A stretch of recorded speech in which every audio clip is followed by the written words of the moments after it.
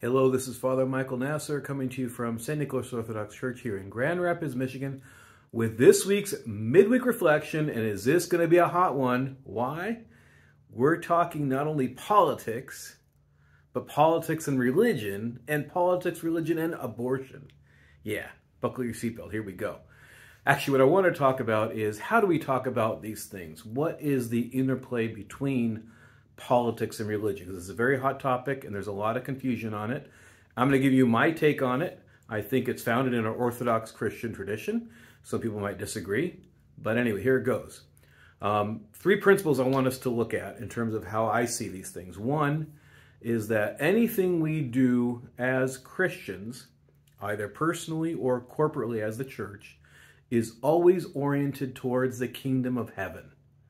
It doesn't mean that it doesn't have an interplay or involvement of things that are earthly and even sometimes political.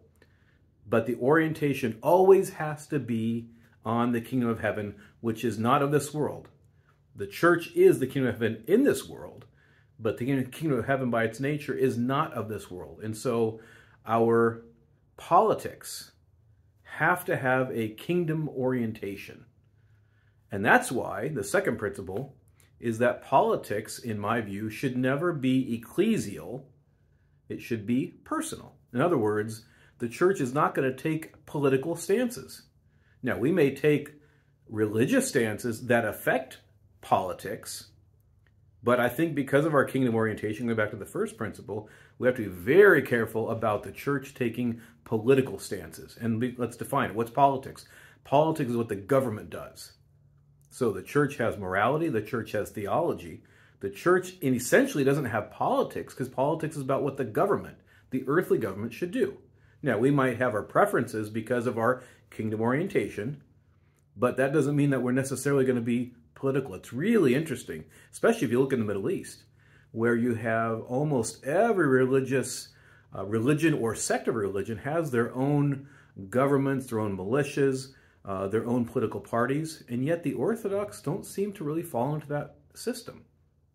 One of the reasons why is that we do have that kingdom orientation, and our politics, therefore, isn't about what the church does, because the church is in this world, not of this world. It's not in ecclesial politics. You can have personal politics, you should, as persons in the world, but the church itself generally does not take political positions. We have moral positions, we have theological positions, spiritual positions. We don't typically have political positions. I know it bothers some people, just telling you my take on it.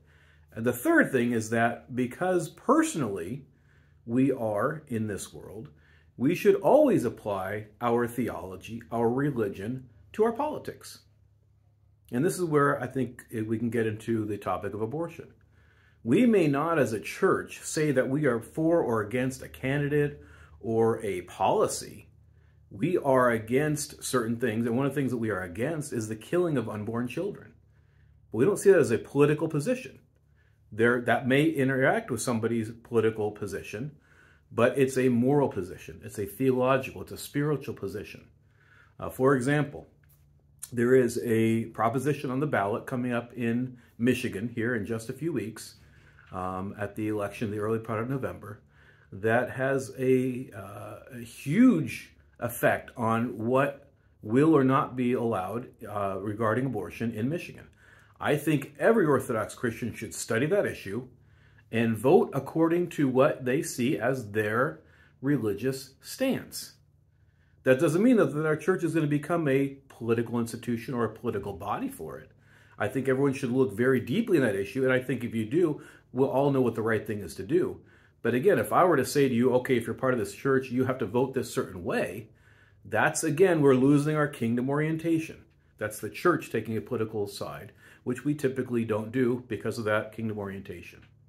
So I hope you'll think about that. Think about these principles, the fact that everything we do as a body of Christ is oriented towards the kingdom, that our political positions are personal, they're not of the church, but that all of us in our personal politics should incorporate what our religious beliefs are.